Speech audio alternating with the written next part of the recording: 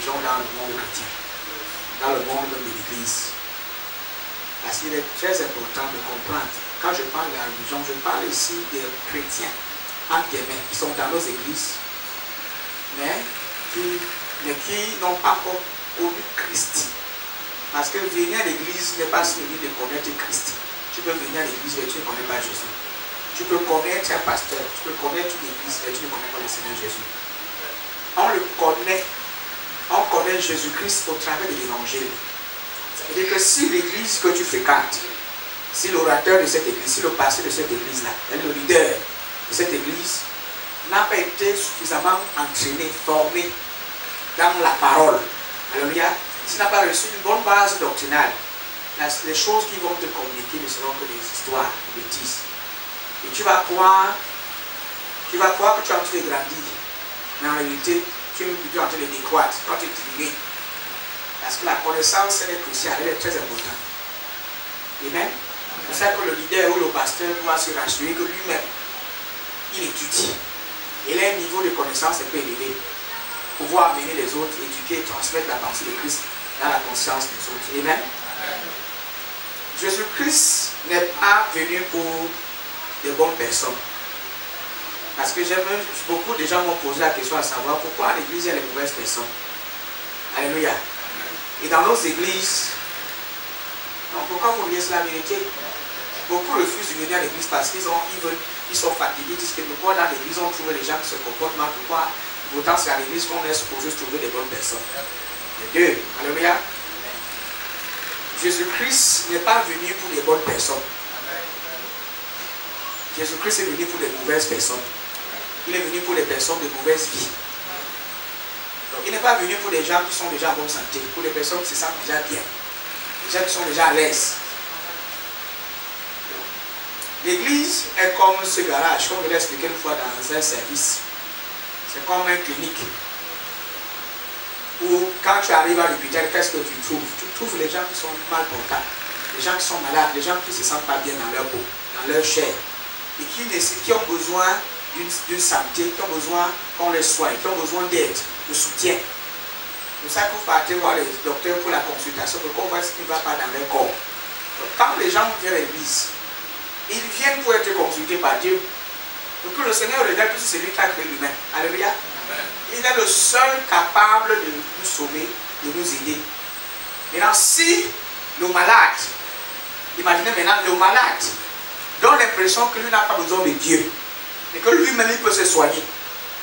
Voilà en fait l'image que l'Église, la religion nous a toujours prônée. On fait croire aux chrétiens qui n'ont pas besoin de Dieu, ils peuvent se justifier d'eux-mêmes, ils peuvent se racheter d'eux-mêmes, ils peuvent se sauver d'eux-mêmes. Ils n'ont pas besoin de l'aide de Dieu. En fait, on a soustrait Dieu de la vie chrétienne. On essaye de se focaliser sur soi, d'impressionner Dieu, d'acheter Dieu avec nos œuvres. Avec nos œuvres. Voilà en fait en quoi consiste un peu la religion. Alléluia. Donc la religion est une sorte d'autosatisfaction et son objectif est d'essayer de rendre l'homme juste avec Dieu sans l'implication de Dieu. Rendre l'homme juste avec Dieu sans que Dieu ne soit impliqué. La religion est quoi? Est une sorte d'auto-insatisfaction et son objectif est d'essayer de rendre l'homme juste avec Dieu sans l'implication de Dieu. Et quand tu arrives à l'église, on te dit que tu peux avoir accès à Dieu. Alléluia. Tu peux recevoir son pardon, tu peux recevoir ses faveurs, mais il y a des conditions. Tu dois fournir quelque chose pour te rapprocher de lui, sans que tu ne sois impliqué. En fait, c'est toi qui produis les fruits. C'est toi qui travailles. Dieu, lui, il t'observe faire. Il n'est pas impliqué dans ce que tu as en train de faire. Alléluia. Il attend, il te voit faire les choses. Ça, c'est l'image que la religion nous a toujours prôné au sujet du christianisme. Et plusieurs ont grandi dans ce genre de système. Donc quand tu arrives à l'église, on dit que Dieu est déjà là. Mais pour que tu puisses avoir accès à lui, il y a des choses que tu dois mettre en pratique. Même pour que tu reçoives le pardon, il faut que tu confesses suffisamment tes péchés. Tu passes par un système de prudence. Donc on te met des lois, des principes. Dans certains ministères, même pour que tu reçoives la guérison qui est un don et qui est un don gratuit, les pasteurs vont tout conditionner. Il y a des registres à remplir, il y a la religion en fait. Il y a un certain nombre d'éléments que lui doit te présenter pour que tu achètes. Si tu n'achètes pas l'eau, tu ne peux pas être guéri. Si tu n'achètes pas l'huile, tu ne peux pas vraiment recevoir ta guérison. Si tu ne donnes pas bien tes dîmes, si tu ne payes pas la consultation, ces prophéties vont pas arriver dans ta vie. Et si tu n'es pas assidu dans tes dîmes, je ne veux pas t'amener à un certain niveau dans le domaine des finances. Moi, j'ai prêché ça avant. Alléluia. Ça, c'est la religion. La religion, dans la religion, Dieu est exclu. Tout est centré sur l'homme. Dieu est complètement exclu. Tout est centré sur l'homme. Tu dois faire, tu dois faire, tu dois faire. Tu ne feras pas, tu dois faire. Donc c'est une sorte d'auto-insatisfaction. Et son objectif d'essayer de rendre l'homme juste sans l'implication de Dieu. De rendre juste avec Dieu, mais que sans que Dieu ne soit appliqué. Il y a ce qu'on appelle soit la sanctification. Quand vous venez dans une église, à peine que tu es cru, selon eux, à peine que tu es cru, après ta croyance, quelle est la prochaine étape? C'est la sanctification. Pardon, levez mon son. Ça fait régler ça. Alléluia. Quelle est la prochaine étape? La sanctification. On te dit que, ok, le Seigneur va te pardonner, mais il faut que tu te sanctifies. Donc pour qu'il te pardonne, la condition est que tu dois te sanctifier. Mais Dieu n'est qu'impliqué, tu dois faire quelque chose pour que lui te sanctifie. Rien n'est gratuit. Rien n'est gratuit.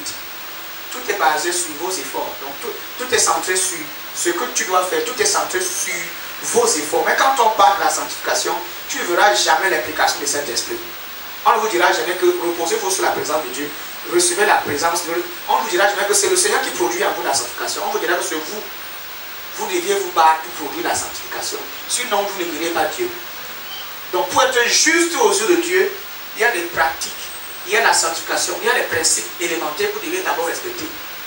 À peine que tu sois sauvé, c'est bien, mais ça ne suffit pas. Tu es sauvé, mais ça ne suffit pas. On va dire que ça ne suffit pas. Tu es sauvé, mais tu peux la perdre dans les prochaines heures qui suivent. Parce que ce n'est pas un don gratuit. Je ne pas de la religion en quelques minutes. La religion était très dangereuse. Dans la religion, on n'est jamais satisfait. La religion ne vous satisfait pas parce que on te dit toujours il faut essayer. Continue, essaye. On met Dieu à l'écoute, on met Dieu à côté. On écarte Dieu. On essaie de vous rendre juste devant Dieu, avec Dieu, sans l'implication de Dieu. On ne vous dit pas que le don de justice est un don gratuit. Qu'on est juste grâce à l'œuvre de Christ. Non, ce n'est pas grâce à l'œuvre de Jésus qu'on est juste. Dans la religion, personne n'est juste grâce à l'œuvre de Christ. Tu es juste parce que tu t'es sanctifié. Tu es juste par tes œuvres. Si tu ne prouves rien, tu n'es pas juste. On est juste sur la base de ce qu'on a travaillé. Donc en fait, cette justice, on l'achète de Dieu. On la mérite. En d'autres mots, le mot même c'est qu'on la mérite. Il faut la mériter. Dieu ne t'accrédite pas sa justice gratuitement. Il faut que tu la mérites en fournissant suffisamment d'efforts. Il faut que tu produises quelque chose. Voilà les messages comme ça que normalement l'église vient te là pour écouter. Quand je disais qu'un nom c'est important, c'est parce que beaucoup pensent maîtriser ces messages. Mais en réalité, c'est chaque jour qu'on grandit. Il n'y a pas un jour, je l'ai dit, que même si je donne un sujet que j'ai prêché d'image, je peux revenir sur le message que j'ai prêché d'image. Mais j'entre dans une autre page. J'évolue, je progresse. Parce que la révélation est progressive. Il faut jamais mettre dans votre conscience que nous maîtrisons déjà les messages qu'il a du prêche. Je peux seulement m'asaler sur la religion. Et j'ouvre tes yeux pour toujours. Bien que sur la religion, et c'est ce que beaucoup vivent là dehors. La religion rend les gens captifs. Elle transmet la peur, la timidité. Les gens sont toujours inquiets. Les gens ne sont jamais sûrs s'ils sont sauvés ou pas. Quand tu es sur la religion, parce que ton salut, tu la reçois sur la base de tes œuvres. Et si tu t'es centré sur toi, tu ne peux pas être comblé, tu ne peux pas être complet, tu ne peux pas être satisfait parce que l'effort sera toujours réclamé de toi. Il faut plus encore. Et plus tu pratiques, plus tu fais des œuvres, tu as toujours l'impression que tu n'es pas en train de bien faire. Pourquoi? Parce que le but c'est de vouloir être juste, le but de la justice, c'est être juste aux yeux de Dieu, non? C'est ça l'objectif. Tu ne peux pas rendre un homme juste avec Dieu sans Dieu, sans l'implication de Dieu. Et aucun homme ne va atteindre la justice, ne peut atteindre la justice de Dieu sans son implication. Et aucun chrétien ne peut se justifier devant Dieu sans l'implication de Dieu. Donc, si nous retirons Dieu de l'équation, tout le monde est mort. Nous sommes tous morts. Alléluia. Le moyen le plus rapide, écrivez ça dans vos blocs notes, le moyen le plus rapide de perdre la faveur ou bien encore la grâce de Dieu, c'est d'essayer de l'obtenir par l'effort humain. Le moyen le plus rapide de perdre la faveur ou bien encore la grâce de Dieu, c'est d'essayer d'obtenir cette faveur-là par nos efforts humains. Ça, c'est le moyen le plus rapide. Le plus rapide. Il n'y a rien d'autre. Quand tu essayes de prendre quelque chose que Dieu t'offre gratuitement, tu veux l'acheter. C'est une insulte avec la grâce. Donc le moyen le plus rapide de perdre la faveur ou bien le salut, c'est d'essayer de l'obtenir par l'effort, par les efforts. Est-ce que vous saviez que si je viens, imaginez un instant, que je venais à t'offrir à Madeleine, hein? L'église, nous sommes là. Amen. Nous sommes ici, pardon, regardez ici. Je vais offrir le téléphone à Madeleine. C'est moi qui ai acheté le téléphone, non? C'est le mien. Quand j'ai acheté ce téléphone, elle était là. Quand j'ai travaillé, j'ai fourni des efforts, je suis allé au marché, j'ai acheté ce téléphone. À la sueur de mon front.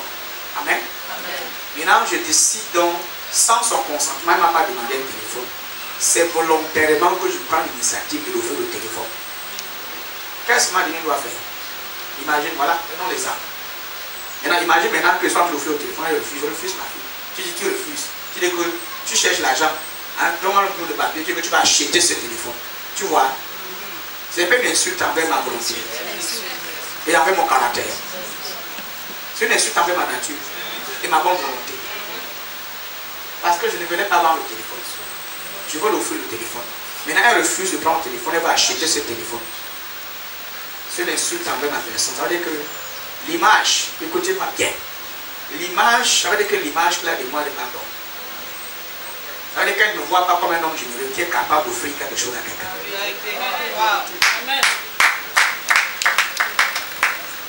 Et c'est une insulte envers ma nature. Donc c'est une insulte directement envers ma personne. Voilà en fait le caractère, l'attitude dans laquelle la religion se trouve. Les chrétiens se trouvent dans ce genre de... L'atmosphère là, c'est comme ça. Dieu vous offre quelque chose gratuitement, vous voulez dire à Dieu que papa, ce que tu nous offres là, c'est bien, mais on ne peut pas prendre ça gratuitement comme ça. Nous, on ne veut pas compter sur ce que tu nous donnes, ni sur tes efforts. Nous, on veut compter sur nos efforts. C'est le genre que si elle achète, si elle imaginait qu'elle nous offre l'argent et qu'elle prend le téléphone, ce n'est plus un cadeau.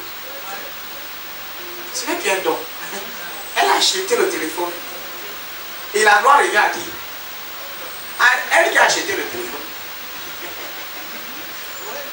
L'orgueil va s'installer, c'est moi, c'est mon argent, j'achète mon téléphone. C'est moi qui ai acheté le téléphone. La gloire ne revient pas à celui qui t'a offert le téléphone. En fait, tu n'as jamais offert le téléphone puisque tu as acheté. Ce n'est plus gratuit. La grâce perd son sens. Elle perd son volume. Elle perd sa valeur. À l'instant où tu achètes, c'est important que l'Église comprenne ça. Quelqu'un est venu, il a effectué un travail sans vous consulter. Il vous dit que vous croyez en ce que lui a fait. Vous êtes bénéficiaire de tout son travail. Il dit que vous êtes des héritiers. Quand tu nais, ton père travaille, il fournit des efforts. Il travaille, il construit des maisons. Amen. Construit des villas. Il investit dans des projets. Plus tard, quand il part, il met son testament. Il dit que dans ce testament-là, on t'a désigné comme étant le successeur. Quand on lit le testament, que c'est toi l'héritier, tu vas vouloir acheter, contester. On t'a déjà choisi ça en toi, ça t'appartient. Le testament le prouve déjà. Parce que le testateur est mort. Mais si le testateur est vivant, tu ne peux pas entrer en possession de son héritage. Et puisque le testateur est parti, tu peux maintenant entrer en possession de tout ton héritage. Dans le cadre naturel, dans le monde. Le salut est gratuit. Amen. Mais ce qui vous disqualifie de la grâce de Dieu, c'est de vouloir acheter. Amen. Amen. C'est d'essayer d'obtenir cette faveur-là par vos efforts, par vos moyens. par votre énergie, par vos capacités. Voici une grâce. Dieu dit que ma grâce, elle est gratuite, mais tu vas acheter ça par tes propres efforts. Tu veux fournir des efforts. Tu veux fournir des efforts. On dit que le salut est gratuit. Non, ce n'est pas gratuit. On va exclure Dieu. Donc c'est ça la religion. Alléluia. L'auto-satisfaction, c'est son objectif. Essayer de rendre l'homme juste avec Dieu sans l'implication de Dieu. On ne veut pas Dieu là. On ne veut pas de Dieu. Dieu doit s'asseoir et voir comment on travaille. Lui, il nous donne ses mains. Il est obligé. Dieu est obligé de te bénir. Parce que tu l'as acheté avec ta dîme. Oh, quelqu'un n'est pas Dieu. Ce n'est plus une grâce. Voilà les prières parfois quand vous faites. Dis Seigneur, vois ce que j'ai fait. Il ne faut plus faire les prières comme ça. Amen. Arrêtez de faire les prières comme ça. Seigneur, tu vois ce que j'ai fait. Tu dois. Donc Dieu doit. Parce que tu as fait telle chose. Disons like that. Quand tu donnes, tu ne donnes pas parce que tu vas acheter l'amour ou l'acceptation de Dieu. Il t'a déjà accepté. Amen. Dieu t'a longtemps accepté. Même quand tu dis que parce qu'il y a certains chrétiens, j'étais dans les églises religieuses. Quelqu'un a fait une nuit de prière, il dort pendant la nuit de prière. Il dit, Seigneur, tu vois que moi je me prive du sommeil pour toi. Quand tu vois un chrétien prier comme ça là, il dit que Seigneur, tu vois, c'est le chantage. C'est une forme de chantage avec Dieu. Père, tu vois comment je me suis privé du sommeil pour être dans ta présence. Oh Seigneur, bénis-moi. Hein? Donc Dieu doit te bénir parce que tu t'es privé du sommeil. Parce qu'il faut que Dieu voie tes efforts. Donc c'est sur la base de tes efforts. Tu fais que tu de ton sommeil. Parce que tu t'es privé de ton sommeil pour lui. Tu faisais ça pour qui? Les œuvres, les efforts vont disqualifier de la grâce de Dieu. C'est pour ça que la Bible dit que la faveur, la grâce c'est une faveur imméritée. On n'a pas dit mériter, c'est immérité. D'ailleurs, tu ne mérites pas. Du moment où tu commences à croire que tu mérites, tu es disqualifié. Tu ne mérites pas. Quelque chose qui est grâce, c'est un don. Tu ne mérites pas. Si on veut regarder sur des textes, sur des bons textes, si on veut examiner, on voit que tu ne mérites pas. Tu as déjà été disqualifié par rapport à ton caractère, ton style de vie. Tu es disqualifié. Mais la grâce te qualifie pour mériter. La grâce. La grâce te choisit. Regardez-moi à l'église. S'il fallait que Dieu regarde à nos vies, hein? S'il fallait que Dieu se focalise sur nos vies là, qui sera sauvé? Personne. Ouais, dites-moi la vérité. Qui parle au paradis parce qu'il n'a jamais péché? Et en réalité, qui sur cette terre peut vivre sans jamais péché? Même le grand bishop, l'évêque, le plus grand évêque, même étant chrétien là, hein? Il connaît les erreurs. Donc si Dieu doit nous traiter sur la base de notre style de vie, nous sommes tous disqualifiés. C'est pour ça que la grâce est intervenue. La grâce est intervenue parce que Dieu ne compte pas sur nos efforts pour nous justifier. Ouais, quelqu'un n'est pas dit. Dieu ne compte pas sur ce que tu dois lui donner pour que tu mérites ce qu'il doit te donner. C'est parce que peut-être tu comprends le sens. Arrêtez de vouloir toujours impressionner Dieu. Arrêtez de vouloir toujours impressionner. Les efforts ont disqualifié plusieurs de la grâce de Dieu. Et ils ne savent pas ça. La religion actuelle est focalisée sur les efforts. Les efforts. Les efforts. Et c'est comme ça que les chrétiens sont toujours insatisfaits. D'église à église parce qu'ils ne sont pas satisfaits. Ils ne sont pas satisfaits. Ils sont satisfaits. Parce qu'ils essaient d'impressionner Dieu, ça ne marche pas. Il faut encore, ils forcent. C'est pour ça qu'ils sont déprimés dans la dépression. Certains même finissent même par devenir fous. Ils sont à l'église. Vous ne comprenez pas. La loi est dangereuse. Hein? Il y a qu'on a des chrétiens dans des bonnes églises à cause de la loi qui est prêchée sont devenus faux. Ça fait croître la culpabilité. Ça veut dire que quand tu viens, quand tu remets l'emphase sur ce que tu connais déjà, que tu sais que ça t'a toujours dérangé, on dit que c'est ça, c'est ça, c'est ça.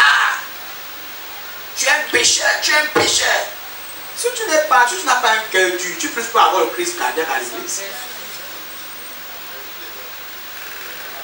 Tu peux avoir les problèmes de nerfs, les problèmes de tension. L'AVC ne va même pas te prendre. Parce que peu importe les efforts que tu vas fournir pour vouloir atteindre Dieu, le pasteur va toujours te dire que ça ne suffit pas. Ce n'est jamais assez. C'est toujours insuffisant.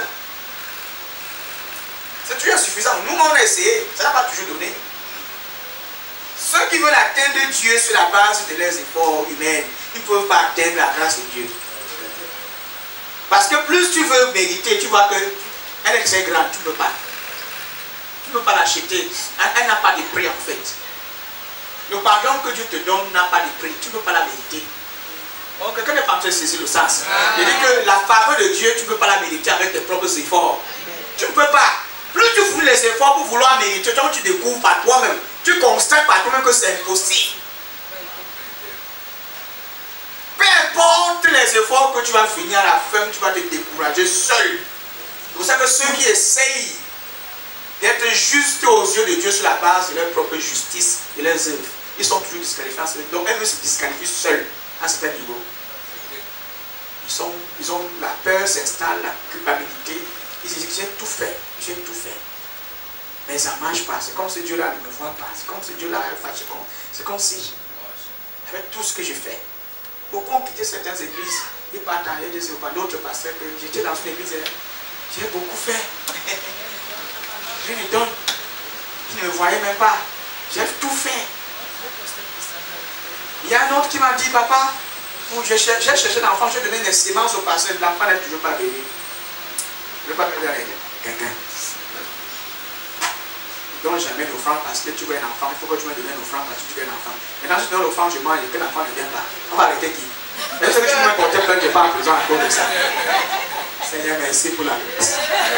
Dieu sauvé. Voilà ce que beaucoup de pasteurs font. Parce qu'ils te disent que ils ont le monopole, they have power. Non, mon frère, ce n'est pas comme ça que ça fonctionne. C'est la grâce. Quand tu vends l'huile la dîme, tu dis à une dame que l'huile s'y va te guérir de ton problème de cœur. Elle achète. Tu peux te porter plainte. Elle va te dire que ton remède ne m'a pas guéri. Voilà. Il faut qu'on amène l'huile là dans un bio, je ne sais pas, de chimie. On examine pour voir si ça peut même d'abord guérir. Hein? S'il y a les éléments dedans qui peuvent guérir du cancer. Voilà, effectivement, c'est ça. Tu fais la prison qu'on est direct. En fait, les gens aiment les pasteurs parce que si on veut les faire du mal, on peut franchement les mettre très mal à l'aise. Hein? Parce que voilà en fait, ce sont mes frères qui font dans la nappe. Ils vendent tout, ils vendent l'eau, ils vendent les huiles, ils vendent tout. Même l'air, on doit vendre. Il faut laisser juste un peu, les gens vont vendre l'air que nous respirons là.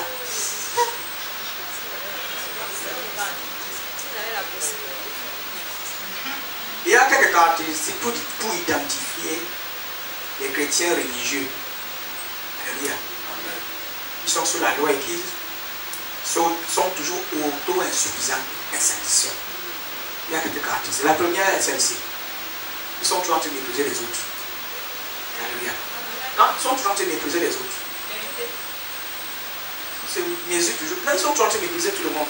Parce qu'il y a l'orgueil, toi, méprise tout le monde. Vous êtes tous petits. Lui, sa vie, ta relation avec Dieu, lui, il est juste parce qu'il fait les choses que toi, tu ne fais pas. Il méprise tout le monde est pécheur sauf lui. Tout le monde est de mauvaise vie sauf lui. Deux, il juge les autres. Juge tout le monde. Là, avec l'église où les gens sont sous la loi. Je parle là de ceux qui essaient d'obtenir la faveur de Dieu par les efforts. Alléluia. Voilà un peu comment les caractérise. Voilà ce qui les caractérise. Quelques signes qui les caractérisent. Quand tu vois quelqu'un qui veut toujours acheter Dieu, qui veut toujours essayer, alléluia, d'obtenir des choses de Dieu par ses efforts. Voilà des caractéristiques. Voilà quelques attitudes qui les caractérisent. Quelques comportements qui les caractérisent vraiment. Et c'est facile, tu vas aller les voir dans les églises. Et il y a beaucoup de choses qui méprisent d'abord les autres. Les femmes. Personne, il n'y a rien que tu vas faire devant lui là. Deux, juge tout le monde. Il est en train de sentir le péché chez les autres. Quand tu viens les voir, le conversation qu'il va faire, c'est que tu vois la vie de la sœur là. La vie, vraiment, ça ne glorifie pas Dieu. La vie de cette sœur, vraiment, je ne sais même pas comment elle fait même pour s'asseoir à l'église pour la prier. Je ne sais pas comment elle fait. Jusqu'à sa soeur, c'est que quand papa parle, il dit nous Amen. Elle dit Amen. Il fait comment? Juge. Il devient des juges. Il dit à Dieu que tu étais juge avant. Assieds-toi, on juge à ta place. Par les autres, vois comment on juge. On juge. Alléluia. C'est le meilleur juge dans nos églises. Tu n'es pas encore dans une église où les chrétiens qui vont acheter dans pas les œuvres là. Amen. Qui veulent acheter Dieu. Tu n'as pas encore vu ce genre de comportement. Tu n'as pas encore identifié ce genre d'attitude. Ils sont toujours en train de dire tout le monde d'être des faux pécheurs. Pauvres pécheurs. Vous êtes tous des pécheurs. Lui n'est pas pécheur. Alléluia. Toi, il se justifie en se comparant toujours aux autres.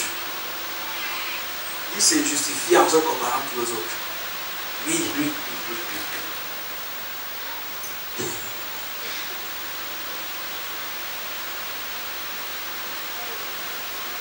Et tu vois l'autre là, c'est qu'elle fait là, je n'ai jamais fait ça, je ne peux jamais faire ça. Ma relation avec Dieu ne me permet pas. Alléluia. Ma relation avec le Seigneur ne peut pas faire ça. Toujours en train de se comparer avec les autres. Il se justifie en se comparant avec les autres. Car ils n'ont aucune patience avec ceux qui font des erreurs. Aucune patience avec d'autres erreurs. Tu viens dans l'église, tu fais une erreur, on te condamne, on te lapide, on te tue. Pas, on te met dehors. Pas de tolérance. Pas de tolérance. Tu fais une erreur, on te lapide direct. Je connais des églises comme ça. Une soeur a commis l'adultère, et puis un frère venait à l'église voulant m'épouser. Le pasteur dit que tu veux épouser la soeur par rapport à quoi? C'est une pécheresse, Jézabel, elle pêche. Dieu n'est plus avec elle, Dieu l'a abandonné depuis très longtemps. Si tu épouses cette fille, tu es maudit. Je vous dis la vérité, mes enfants. Si vous êtes dans une église comme ça, où le pasteur n'a aucune patience envers ceux qui font des erreurs. Dans l'église que vous voyez là, si je dois m'azaler sur les erreurs de chacun, l'église va se vider dimanche, tout le monde va rentrer chez lui. Vous comprenez ce que je suis en train de dire là? S'il faut que je prenne le micro, si je m'azale sur les erreurs de tout un chacun, je commence d'abord par mes pasteurs, les dirigeants. Eux tous d'abord doivent sortir de l'église. Maintenant, les gens dans la foule, tout le monde quitte l'église. En fait, on doit fermer la salle si dans les 9 secondes qui suivent. Si à un seul instant, j'essaie d'être impatient par rapport à vos erreurs, c'est que là, tout de suite, il dit que tout le monde dans cette salle sortait. Ça, c'est aucun. Vous êtes qualifiés par la grâce et non par vos bons œuvres. Amen.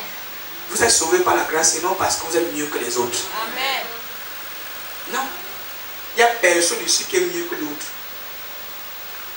Sur la base du caractère, des œuvres, personne. La grâce nous a tous mis au même niveau. Il n'y a pas certains qui sont mieux sauvés que les autres. Je vous dis ça. Il n'y a aucun il n'y a pas les chrétiens qui sont mieux sauvés que les autres. Sauver, c'est sauver. Nous sommes sauvés au même niveau. Mon pied d'égalité, nous sommes tous sauvés. Amen. Il n'y a pas que l'ancien de Noël est un peu moins sauvé que moi. Ou bien je suis plus sauvé que mon fils Pascal. Non. Jésus est mort pour nous tous. Et les effets de son sacrifice nous affectent au même niveau. Amen. Merci.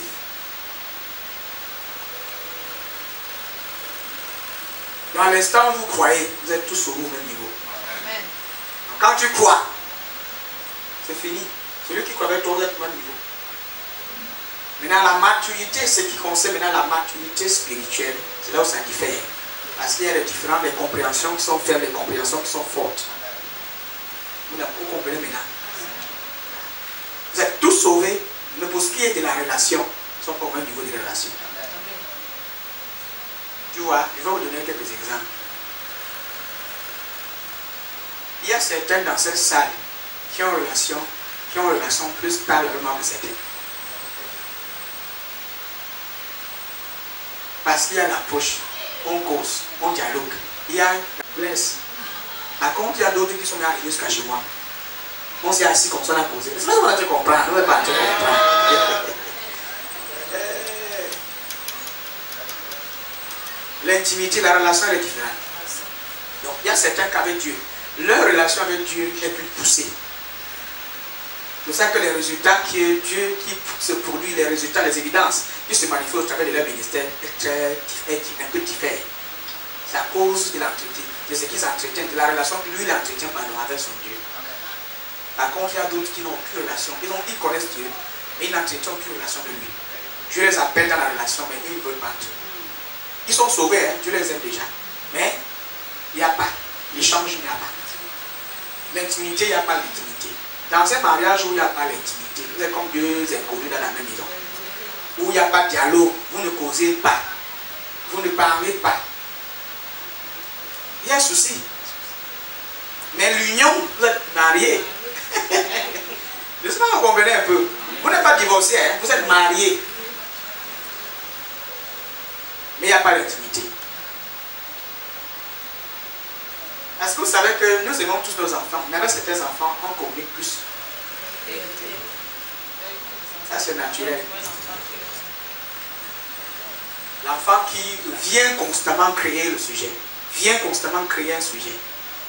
Avec tes enfants, il y a certains qui te cherchent toujours. Tu as maman, tes enfants t'ont quitté, sont là des grandes personnes. Ils sont sains. Il y a toujours un qui est plus présent que les autres. Il est constamment là parce qu'il désire la relation, il désire l'intimité. Il veut absolument voir sa mère. Et ça crée un lien. Ce sont les petits exemples sont très bons. Pour dire que les autres enfants ne sont pas considérés. Juste que dans la relation. Je vous parle de la relation. Nous avons un père. Il nous aime tous. Nous sommes tous ses enfants. Mais il y a certains avec qui il y a une relation un peu plus poussée.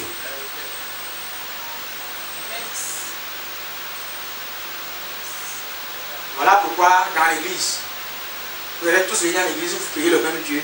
Mais il y a certains que leurs résultats sont plus flagrants. Et très rapides. Et palpables. Parce qu'ils sont dans l'intimité avec lui. C'est le secret. Pourquoi est-ce que nous parlons du christianisme? Le Nouveau Testament est basé sur une relation, ce n'est pas une religion. Amen. Donc Jésus-Christ n'est pas venu instaurer une religion.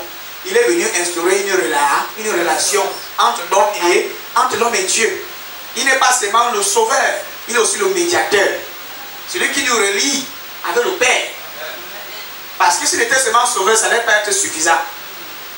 Il joue aussi le rôle de médiateur entre l'homme et Dieu. Il nous maintient. Et si tu veux dialoguer, le troisième rôle, c'est qu'il joue le rôle d'intercesseur. C'est le troisième rôle que Jésus-Christ. Le quatrième, c'est le rôle de l'avocat. Il est notre avocat. Amen. Quand tu crois en Jésus-Christ, il y a cette relation que tu dois entretenir avec lui. Et c'est dans la prière qu'on le fait. C'est dans la méditation de sa parole. Tu dois le connaître. Plus tu le connais, plus tu grandis en intimité avec lui.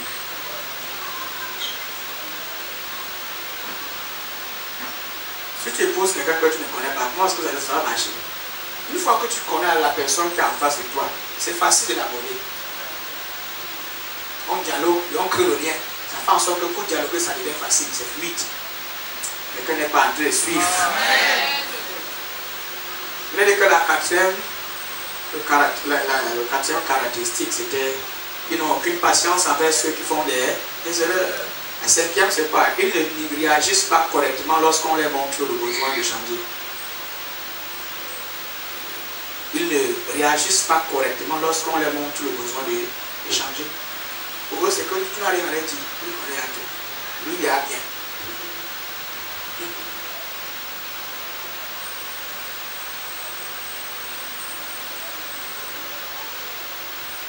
Hello. Frères et sœurs, la religion épuise. Vous comprenez? Les efforts personnels que vous voyez là épuisent énormément. Beaucoup de chrétiens sont à l'église, mais ils sont déjà épuisés. Quand ils sont épuisés, là, ils sont déjà fatigués. Ils sont épuisés. Le légalisme, c'est là, ça épuise. Tous les enseignements que vous voyez dans certains ministères sont centrés sur le légalisme. Le légalisme. On peut. Le moi, je. C'est moi qui fais. Ça épuise. Alléluia. Vous ne devez pas oublier que le but du diable aussi, c'est de nous faire honte. Quand tu essayes d'acheter l'approbation, mais encore de Dieu par tes œuvres, que tu ne réussis pas. Quel est le sentiment qui t'envahit? La honte. La culpabilité t'envahit et la honte aussi. La honte. Et c'est l'objectif du diable, vous faire honte. Vous maintenir dans la honte. Vous savez que Jésus a dit que ceux qui croiront en moi n'auront jamais honte, ne seront point déçus. La honte ne sera pas leur partage. Pasteur Pascal, c'est comme si le pasteur Pascal dort.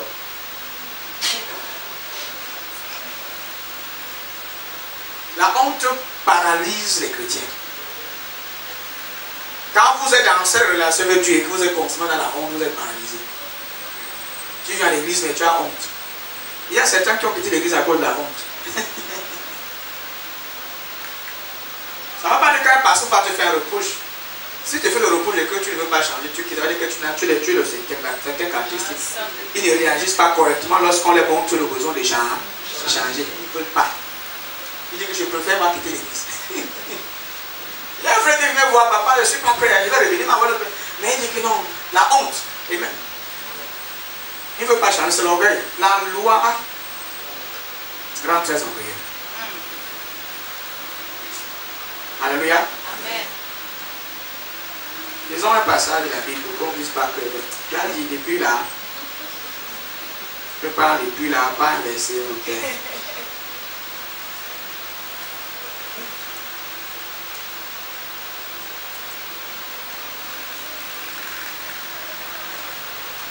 Alléluia. Amen. Il se passe qu'on est en train de prendre notre temps. N'oubliez pas que la religion se nourrit de la peur et de la culpabilité. C'est la force même de la religion. Donc ce qui alimente vraiment la religion là, c'est ça. La force, c'est sa force même là. Elle se nourrit de la peur et de la culpabilité. Parce que l'auto-insatisfaction est basée sur la peur. On n'est jamais satisfait, on a toujours peur.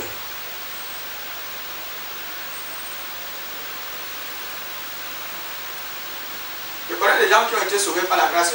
Parce que dans certains ministères, de dire que tu es sauvé par la grâce, mais pour que tu maintiens la grâce, il faut les œuvres.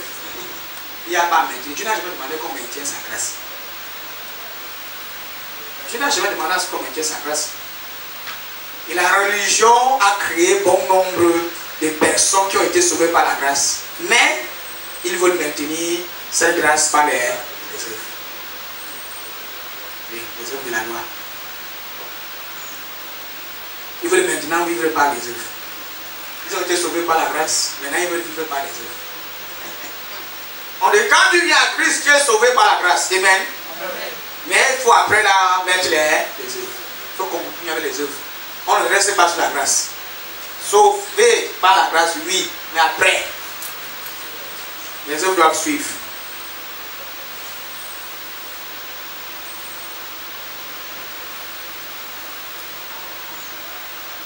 Avant qu'on lise un verset, laisse-moi vous dire ceci. Il y a ces deux choses. Alléluia. Je ne suis pas pressé de lire les versets, parce que les versets vont venir seulement comme tout ce que soit dit là. Amen.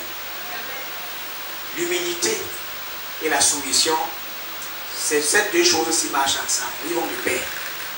L'humilité et quoi? L'humilité et quoi?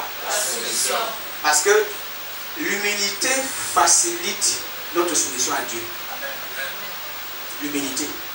Quand tu es humble, tu te soumets facilement. Quand tu es humble, tu te soumets facilement. Et si tu n'es pas humble, tu vas te soumettre.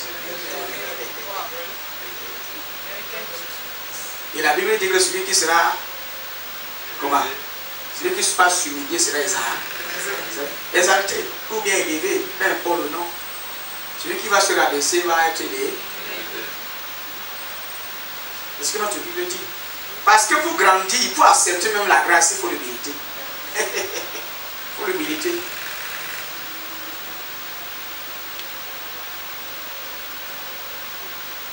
Alléluia. Amen.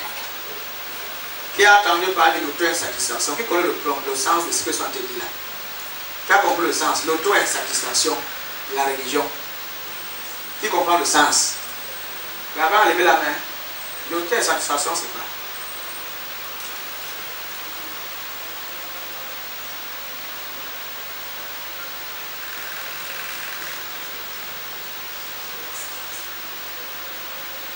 Parce que ça, le monde, je ne fais que le bien dessus des pieds. J'ai besoin qu'on est pas en train de comprendre ce que c'est. Ce qui veut dire que l'auto-insatisfaction entre les chrétiens sur la religion. Les religieux sont toujours insatisfaits. Dans le monde, l'auto-insatisfaction, c'est-à-dire qu'ils font des efforts, ils sont insatisfaits. Ils font des efforts même pour se satisfaire, mais en réalité, ils ne sont jamais satisfaits. Est-ce que vous savez que c'est une injustice envers Dieu? C'est une injustice envers Dieu. C'est de l'orgueil. Quand tu essayes de mériter la faveur de Dieu, alléluia, par tes œuvres humaines, c'est de l'orgueil.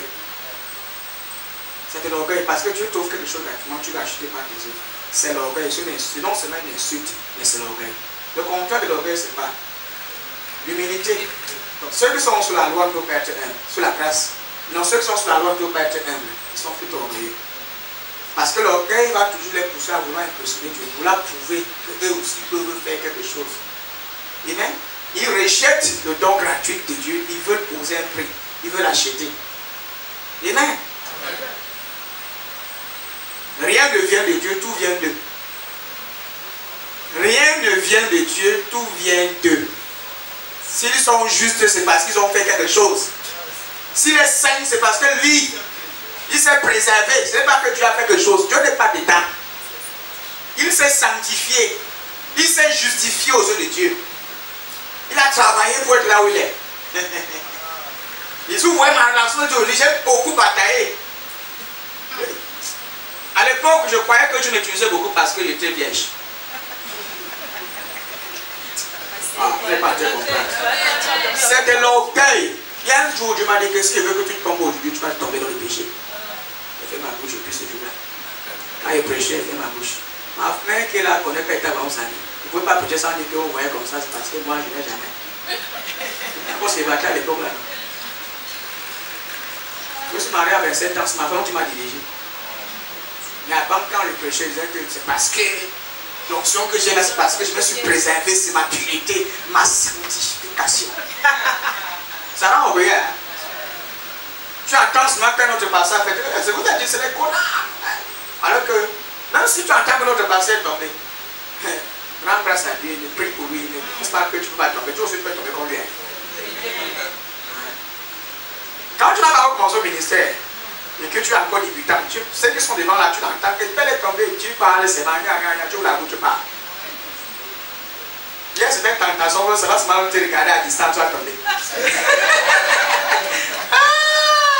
Je dis que ça ne va pas arriver là où tu es. On te regarde qu'à distance, tu pêches. Tu n'es pas encore arrivé à ce niveau, tu bavardes. Quand tu vois ton frère faire une erreur, ne le lance pas le pierre, ne lui jette pas les pierres. L'expérience de la vie, ne lui jette pas encore vu les pieds parce que ça va t'arriver demain. C'est une période de la vie. C'est les circonstances. Il y a certains qui ont atteint un certain âge dans le ministère. Quelqu'un qui a fait 30 ans au ministère, je pense qu'il n'a pas encore vu quoi. Tu attends que pendant ces 30 ans, dans ces 30 ans de ministère, là, combien t'es l'erreur là pour toi? Tu as encore 2 ans de ministère. Mais tu le juges déjà. Capaz à 3 ans. Et tu vas même faire seulement ton église une fois. Écoutez, il y a certaines choses que Dieu m'a enseignées. Évitons de juger les autres et de vouloir nous placer au-dessus. Si vous voyez apporter une critique, c'est sur la base de la doctrine. Dans ma prêche, si vous voyez apporter une critique, c'est sur la base de la doctrine. Parce que si vous êtes exposé à une mauvaise doctrine, elle n'engendre pas le salut. Et pour moi, j'estime que tout orateur, toute personne appelée pasteur, appelée à enseigner, doit connaître les saintes évangiles. Doit connaître la parole. Il doit savoir diviser droitement la parole de vérité et bien instruire l'église. Parce que quand les gens viennent, ils doivent être instruits. C'est important. Mais je les aime de tout mon cœur. Je vous assure. Il y a certains que je connais qui ont fait des erreurs. Plusieurs fois, les gens disent que, homme de Dieu, qu'est-ce que tu penses de tel pasteur qui a fait telle chose? Je dis que je n'ai rien dit. Je n'étais pas là quand il est tombé. Je ne connais pas ce qu'il a attaqué. Je ne sais pas. Je n'ai rien à dire. Tu seras confronté. Il y a des gens ici qui jouent au fort. Tu joues au fort, hein?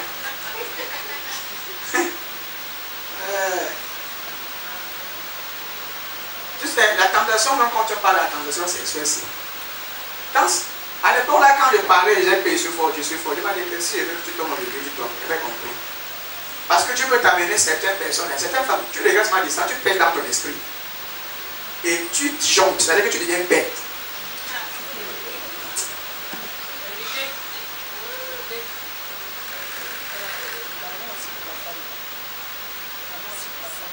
Donc, si tu as la grâce de te préserver et de ne pas faire ce genre de choses, rends grâce à Dieu. Amen. Ne te vante pas, ne tape pas ta poitrine. Tu dis que c'est parce que je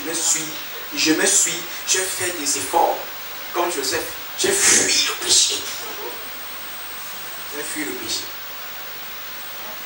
Tu penses que celui qui est tombé là ne fuyait pas aussi? Tu penses qu'il voulait tomber dedans? Et ça en fiole de tomber. Donc tu penses qu'il est trop à l'aise. Tu penses qu'il a trop aimé ça.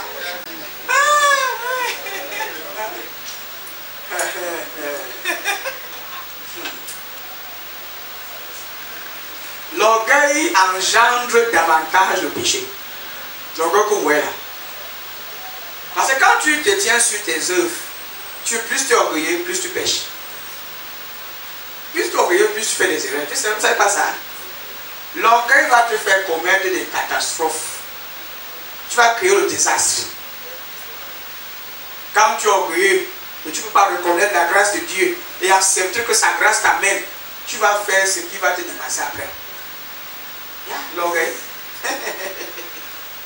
C'est même l'orgueil là qui va faire que tu pêches à peau bien. C'est que tu pêches parce que tu dis que non, c'est même à nourriture ici, il faut que je dorme même là-dedans. Les gars, quand il me parle, attendez qu'il moi, pardon. Il connaît ma relation avec Dieu. Je parle au Seigneur, il attend mes prières. Et quand je parle, ses oreilles souffrent. Il attend. Il me parle directement.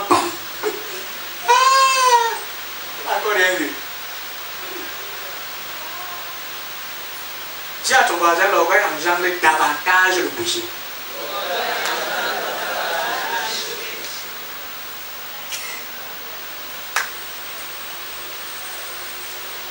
Nous sommes encore ici. Imaginez un instant, comme la Bible dit que venez à moi tous qui est fatigué et chargé.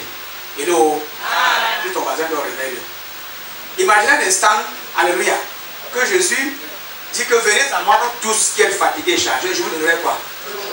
Maintenant Jésus dit que viens te décharger, je dis que non, je vais porter ça seul. Il dit que viens déposer, je porte, il dit que non, papa laisse, moi je vais... C'est pas l'orgueil.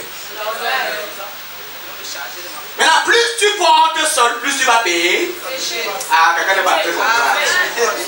Ça va te dépasser. Ça va te dépasser. Décharge. Laisse que la grâce t'aide. La grâce va t'assister. La grâce te donne l'habilité de ne plus faire, de ne plus porter seul. La grâce vient pour porter à ta place. La grâce vient pour te soulager du poids de tes douleurs, de tes erreurs. La grâce vient te libérer. Alléluia. Maintenant, quand la grâce vient dire que non, toi, la grâce reste à ta place. Je n'ai pas besoin qu'on m'assiste. Je peux m'assister moi-même.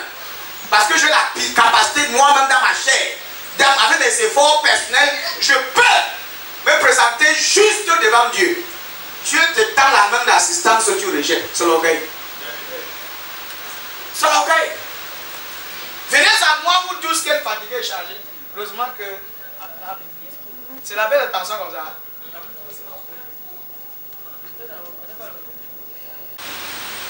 Jésus dit décharger sur moi tous vos soucis ou refusez. C'est l'orgueil. Les gens qui sont sous la loi ont cet orgueil-là, ils veulent gérer tout seul. Je n'ai pas besoin qu'on prie pour moi. Moi, je peux prier pour moi-même. Je n'ai pas besoin des conseils. Je peux moi-même prodiguer mes propres conseils. Je ne suis pas quelqu'un de bête, je suis intelligent. En fait, tu n'as besoin d'aide de personne. C'est ce que ta chute est juste au niveau de tes pieds. Tu vas chuter tout très vite. Le trou où tu vas tomber là, c'est là, c'est devant toi. Plus tu es orgueilleux, plus tu pêches. Plus tu es orgueilleux, tu pêches davantage. Parce que l'humilité l'humilité apporte la soumission. Quand tu es humble, automatiquement tu es soumis à Dieu. Quand tu es humble, automatiquement tu es soumis à sa nature. Tu es soumis à la volonté du Saint-Esprit. Quand tu es humble. Quand le Saint-Esprit dit que va comme ça, à cause de cette attitude d'humilité, tu suis. Tu te souviens, tu fais. Mais quand tu es orgueilleux, même quand le Saint-Esprit te parle, tu ne vas parler, tu n'as pas loin. Moi, je fais ce que j'ai décidé de faire. L'orgueil. Parce que l'orgueil, oh my God, l'orgueil se nourrit de votre chair. L'orgueil en réalité alimente les plaisirs de la chair. Elle renforce des plaisirs charnels. Quelqu'un qui est en colère et qui a encore l'orgueil, c'est mort. Quelqu'un qui a un problème de colère, qui est plus encore orgueilleux, c'est cuit. Tu ne peux pas lui donner un conseil que calme-toi. L'orgueil va dire que j'écoute qui, tu parles pas qui, je fais comme je fais.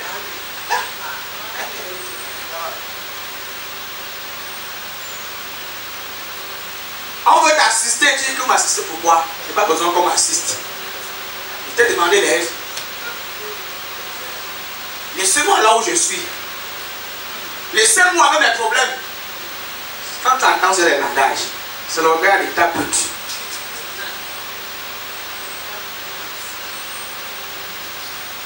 Parce que quand la grâce qui est Christ te tend la main, accepte cette main. Il dit décharge, laisse-le gérer. N'essaie pas de gérer seul. C'est ça le problème du Christ. La religion te dira que n'accepte pas l'assistance de la grâce. La religion va te dire que la grâce ne peut pas t'assister. La grâce ne peut pas t'aider. Ils te diront que la grâce c'est même une faiblesse. La grâce c'est une faiblesse. La grâce c'est un encouragement. C'est une excuse pour vivre dans le péché. Ceux qui sont sous la grâce, sous la loi, la religion vont te dire ça. Ils vont dire que non. Même quand tu es sauvé, tu dois fournir des efforts. Tu dois porter ton fardeau. Tu dois porter tes problèmes. Tu dois te rassurer que tu les gères. Si tu es offensé contre un péché que tu as commis, rassure-toi, travaille sur ce que tu achètes, tu obtiens son pardon. Si tu es fâché contre toi à cause d'une erreur que tu as commis, écoute frère, il y a des étapes, des disciplines que tu dois appliquer pour que Dieu soit encore avec toi.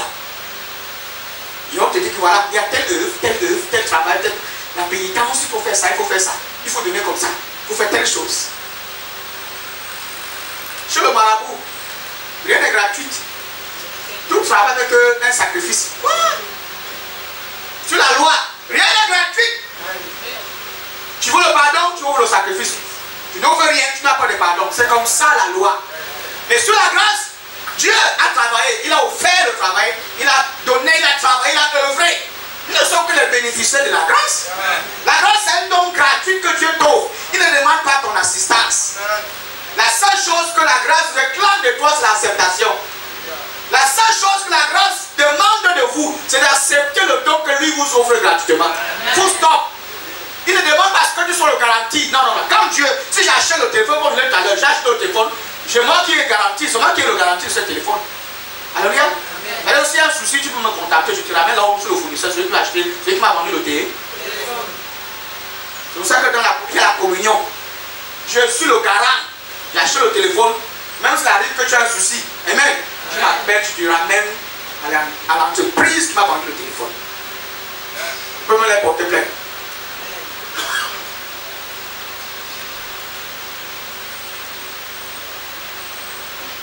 N'est-ce pas si l'église en train de comprendre ce message?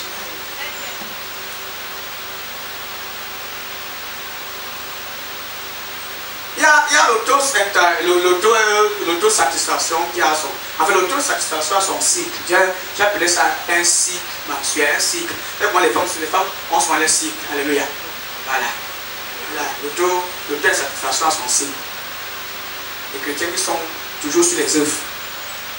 Pêche, il essaie de réparer ses péchés. Comme un péché, il faut qu'il répare ses péchés. Alléluia. Il échoue, il éprouve de la honte. Alléluia. Il pêche à quoi à nouveau?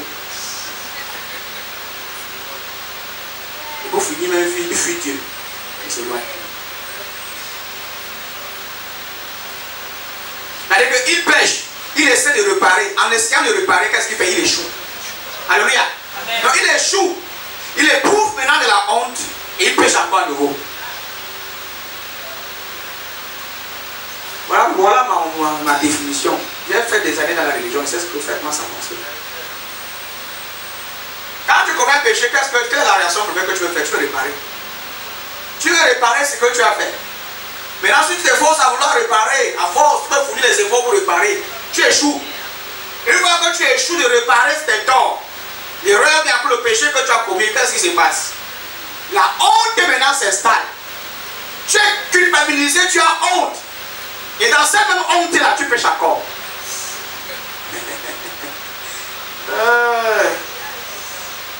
Donc c'est un signe que tu mets dans la culpabilité. Elle vous met dans la culpabilité. Elle vous met dans la condamnation. Amen. Amen. Matthieu 11, verset 29. On va bientôt clôturer.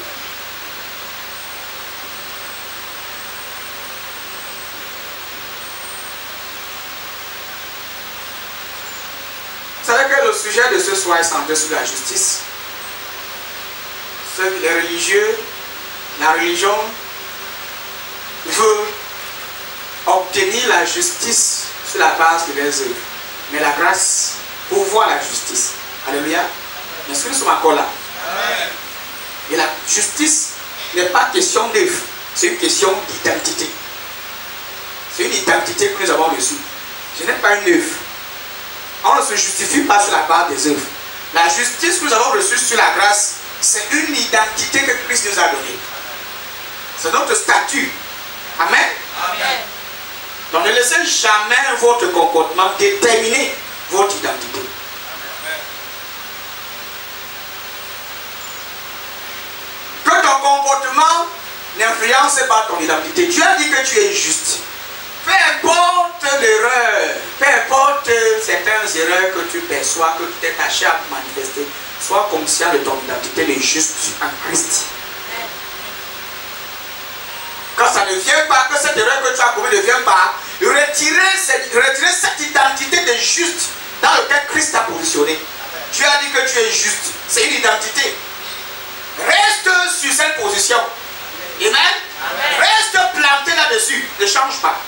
Ne t'appuie pas sur les erreurs. Donc, ne laisse pas ton comportement déterminer ton identité. Et dit, prenez mon joug sur vous et recevez mes instructions. Car je suis tout. Et humble de cœur. Et vous trouvez mon repos de vos âmes. Quelqu'un peut se mettre debout lui aussi avec autre part avec nous. Quelqu'un peut se mettre debout lui avec moi.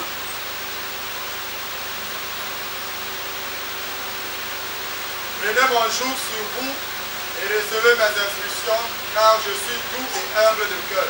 Va aussi dans Jean 8, verset 10 à 11.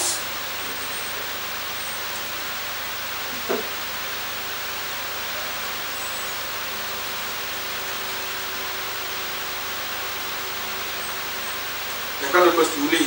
Jean chapitre 8, verset 10 à 11. Lisons ces versets que je reviens en clôture. Je vous explique quelque chose en clôture. Jean chapitre 8, verset 10 jusqu'au verset 11. Oui. Alors s'étant relevé et ne voyant plus que la femme, Jésus lui dit, femme, où sont ceux qui t'accusaient? Personne ne t'a-t-il condamné? Verset 11. Elle répondit, non, Seigneur. Et Jésus lui dit, je ne te condamne pas non plus. Va et ne pêche plus. Wow. 1 Jean, chapitre 3, verset 20.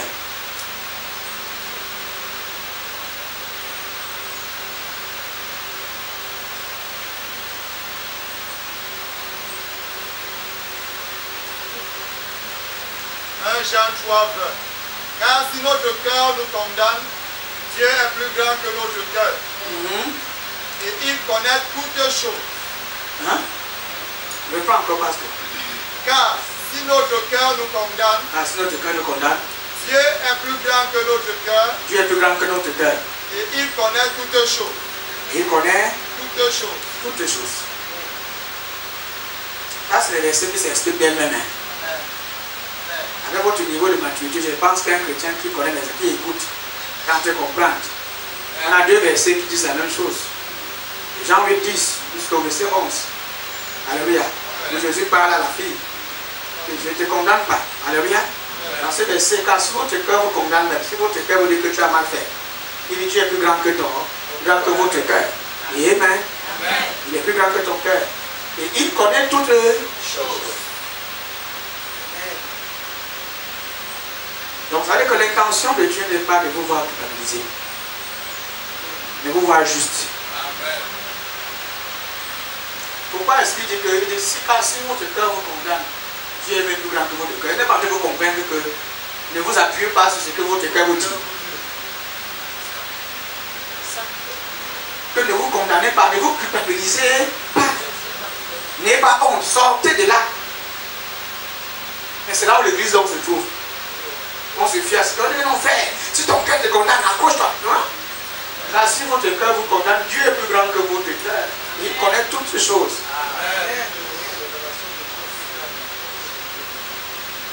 J'ai certains versets quand je lis, je entre trop dans les exégèses. Je permets à ce que vous lisez. Vous prenez le temps de réfléchir sur le verset. Le verset en elle-même commence à t'enseigner seul. Tu réfléchis. Le Saint-Esprit te parle. Parfois, j'aime souvent qu'on balance des versets, on balance juste, tu lis. Tu réfléchis. Et tu écoutes la voix de l'Esprit qui te parle de l'intérieur. Voilà en fait. Alors, voici les versets qui viennent appuyer tout mon enseignement d'aujourd'hui.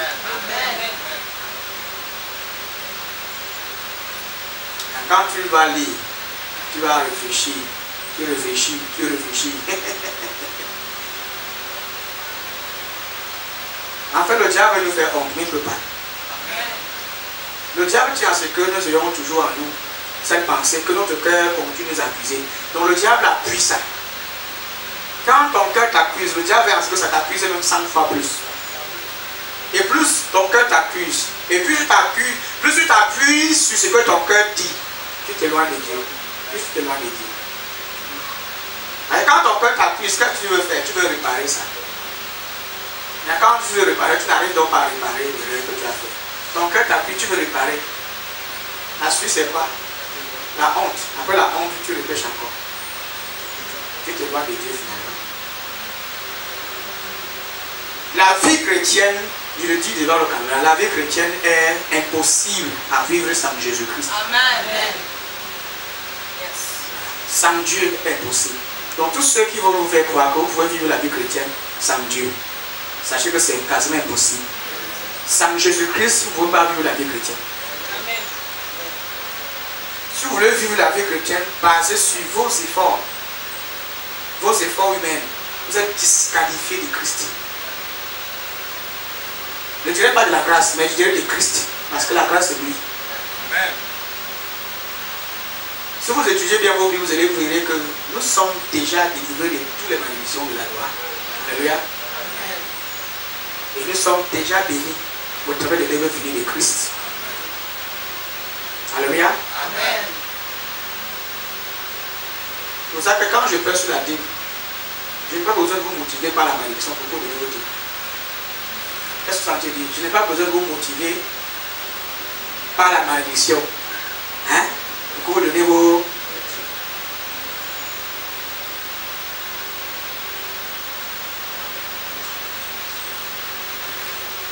Parce que vous faites ce que vous faites. Vous donnez vos dîmes parce que vous êtes bénis.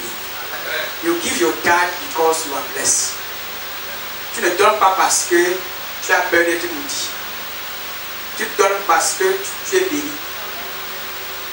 Tu donnes parce que Dieu t'a déjà béni. Tu ne donnes pas parce que tu as peur. Donc je n'ai pas besoin de venir avec un message de motivation, de peur. Ouais, d'essayer de vous effrayer avec la malédiction. Hein? Vous n'êtes pas très comprendre. Pour que les gens donnent les dîmes dans nos églises, qu'est-ce qu'il faut faire? Il faut amplifier la malédiction, les effrayer pour qu'ils sortent l'argent dans leur dîmes. Ouais, j'aime la dire la vérité. L'une des personnes qui devait m'encourager, ça c'est moi parce que je suis un pasteur. Je suis supposé venir vous dire que, alléluia, je suis pasteur. Voilà pourquoi certains pasteurs ne m'invitent pas dans leur ministère. Parce qu'ils veulent venir détruire leur business. Chez eux, on ne donne pas contrainte. Il y a les malédictions qui doivent te suivre si tu ne le fais pas. Pour motiver les gens à donner leur dîme, il faut les motiver par la malédiction. Il faut leur faire comprendre que la malédiction n'est pas bien. La malédiction, il faut fuir. Parce que si tu ne donnes pas, voilà, tu vas vivre ça, tu vas vivre ça, tu vas vivre ça. Nous nous donnons parce que nous sommes déjà bénis. C'est dans notre intérêt de le faire parce que nous sommes déjà bénis. Alléluia. Pourquoi est-ce que tu donnes ta dîme? Pas peur?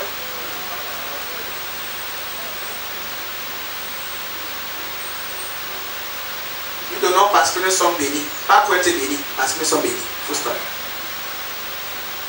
Bless.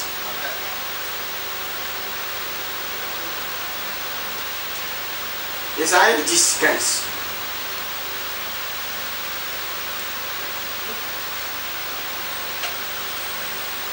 Les versets, si on va revenir sur ça plus tard, je vais passer le temps. Mais ceux qui ont lu ont compris. Gloire à Dieu. Parfois, j'aime laisser l'église réfléchir. Je ne dois pas vous aider en tout. Hein. Mais sachez que ces versets répondent à tout ce que je vous ai dit plus haut. Amen. Laissez-moi vous faire comprendre une chose. Dieu est pleinement impliqué dans votre vie. Amen. Et le Seigneur veut te soutenir jusqu'à ce que tu portes des fruits. Amen. Il veut vous soutenir jusqu'à ce que vous puissiez porter des fruits. Amen. Son intérêt, son désir, son désir, sa volonté n'est pas de vous rejeter, mais de vous bénir. Amen. Dieu n'est pas là pour rejeter ses enfants, ni pour vous condamner, ni pour vous juger. Et que même si ton cœur te condamne ou te juge, il est plus grand que ton cœur. Donc son intérêt, c'est-à-dire que son intention n'est pas de vous juger, ni de vous rejeter. Dieu ne te rejette pas. Donc cesse d'avoir cette peur dans ton cœur. La peur d'être rejeté par Dieu. Qu'est-ce qui motive les gens à travailler pour acheter la grâce de Dieu? Parce qu'ils ont peur d'être rejetés par Dieu. Qu'est-ce qu'ils recherchent en œuvrant? Il faut être accepté par Dieu. Les hommes recherchent l'acceptation de Dieu sur la base de leurs œuvres. Ils veulent que Dieu les accepte à nouveau. Quand ils commettent un péché, que leur cœur commence à les accuser, qu'est-ce qu'ils recherchent? Une acceptation du Père. Ils oublient, parce qu'en fait, ils sont dans ce cycle-là parce qu'ils ne connaissent pas encore la nature de Dieu. Dieu ne rejette pas ses enfants. Alléluia. Amen.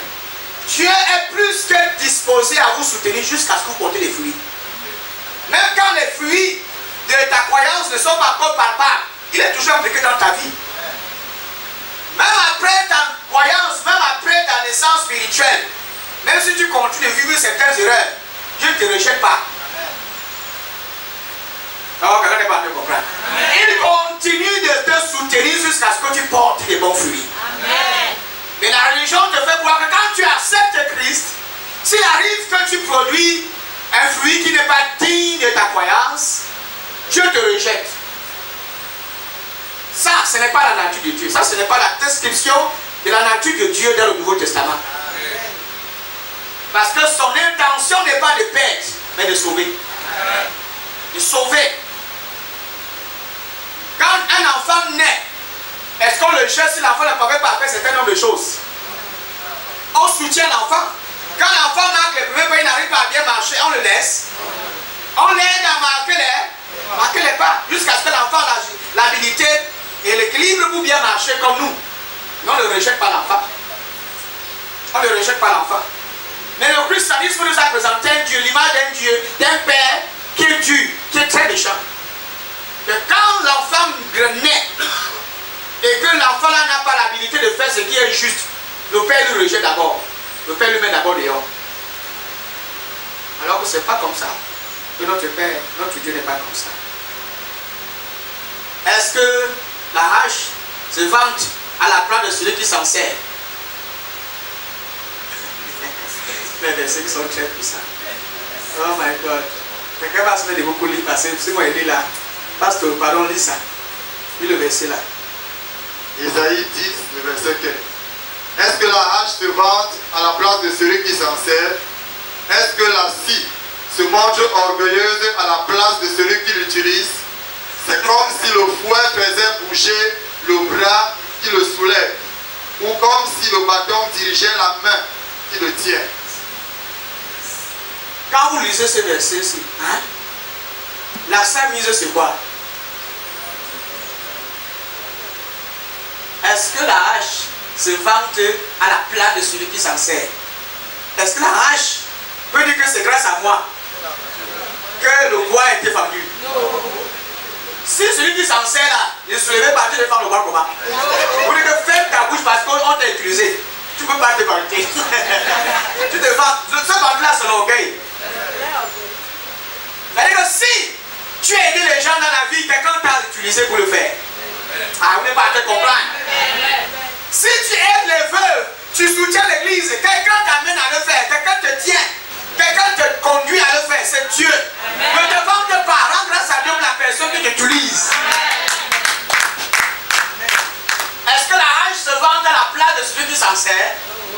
Une question, hein? Non. Est-ce que la scie se montre orgueilleux à la place, vous ne pas se poser là, à la place de celui qui l'utilise? Non. C'est comme si le fouet faisait bouger le bras qui le lève. Le fouet, c'est là. Dans le micro, je dois bouger ma main. Le micro, je peux bouger ma main.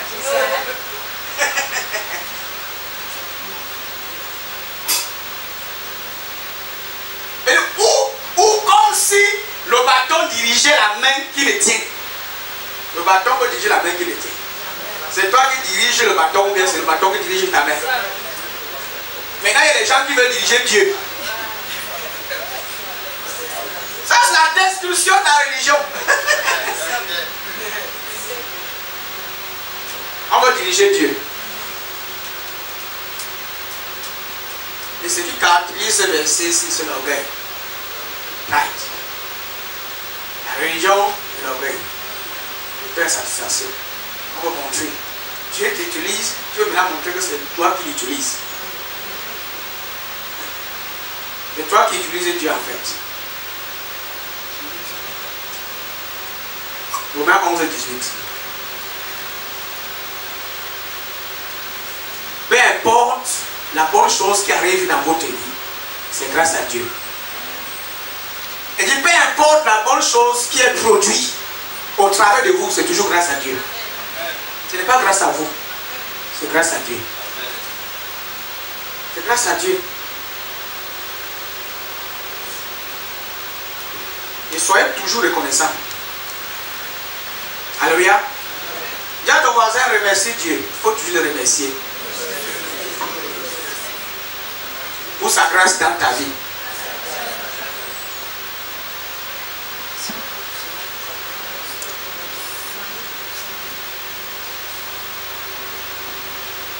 Et écoutez, il ne faut jamais essayer de faire les choses sans Dieu. Même les bonnes choses, il ne faut pas le faire sans lui. Il faut toujours le faire avec lui. Mais ne va pas te vanter devant les branches. Alléluia. Mais ne va pas te vanter devant les branches. Tu veux pourtant te vanter. Mais ce n'est pas toi qui portes les racines. Ce sont les racines qui te portent. Yes.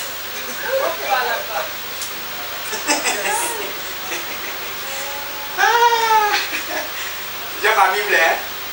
Mais ne va pas te vanter devant les branches. Tu veux pourtant te vanter. Mais ce n'est pas toi qui portes les racines. Ce sont les racines qui te portent. Il parle d'église. Il trompe de là. Il va dire que branche, c'est moi qui vous tiens. Alléluia. Et il oublie que ce sont les racines qui les tiennent.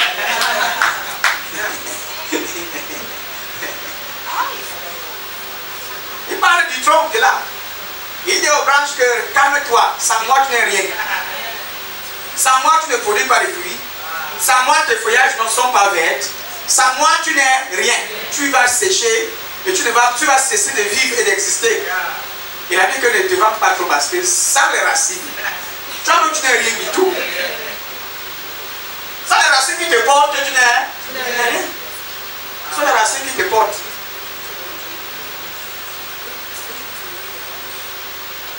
Les racines te portent pour que tu nourris les branches. C'est-à-dire que la force de tout ça sont les racines. La Bible n'a jamais décrit les chrétiens comme étant les racines. Lui, il est les racines, Jésus. Et nous sommes les branches. Nous, on produit les fruits. Nous produisons les fruits. Et toute branche qui ne produira pas de fruits sera coupée et jetée. Est-ce que que tout arbre, ou bien avoir toutes les racines,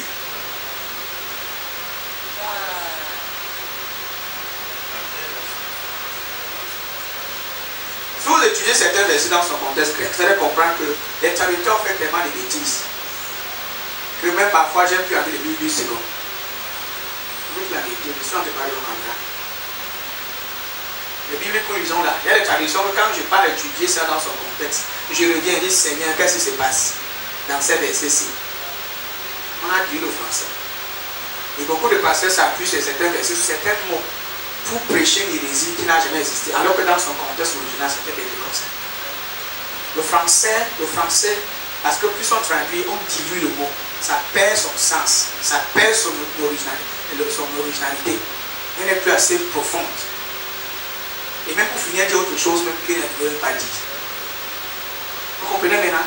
Voilà comment on étudie la Bible.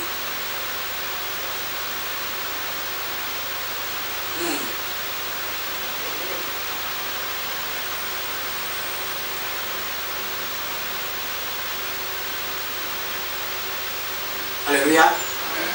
Ma conclusion est celle-ci, de vous fier par vos bonnes œuvres. Dans toutes choses, fiez-vous à la bonté de Dieu. Rendez grâce à Dieu pour ce qu'il faut auprès de vous. Rendez-lui grâce. Il faut toujours placer sa grâce devant. Même quand les gens te donnent des éloges, même quand les gens t'apprécient, les gens te lèvent, donne toujours l'honneur à celui-là qui t'a appelé et qui t'amène à faire ce que tu fais. Ne t'attribue jamais toutes les gloires. Parce que si tu es capable de faire ce que tu fais, ce n'est pas grâce à toi. Ce n'est pas grâce à tes efforts. Ce n'est pas grâce à tes performances. C'est la grâce de Dieu. Dieu t'a doté de ces habilités pour accomplir ce que tu parviens, tu arrives à accomplir. Ça ne vient pas de toi. La grâce. Si tu es intelligent, c'est une grâce. Si tu prêches, c'est une grâce. Si tu pries pour les malades, ils sont guéris, c'est la grâce de Dieu. Alléluia. Ne te vante pas trop parce que ça vient de quelque part. C'est quelqu'un qui te donne ça. C'est quelqu'un qui t'a donné ça. Tu n'as pas à te vanter. Si tu es une moyenne, si tu es une bonne femme, la grâce. Un bon mari, c'est toujours la grâce de Dieu. Une bonne femme d'affaires, c'est la grâce. Tu as beaucoup d'argent, c'est la grâce de Dieu. On t'impressionne que tu es beau, c'est la grâce. Attribue l'honneur à Dieu. Alléluia. Mettons-nous sur nos deux pieds, Église.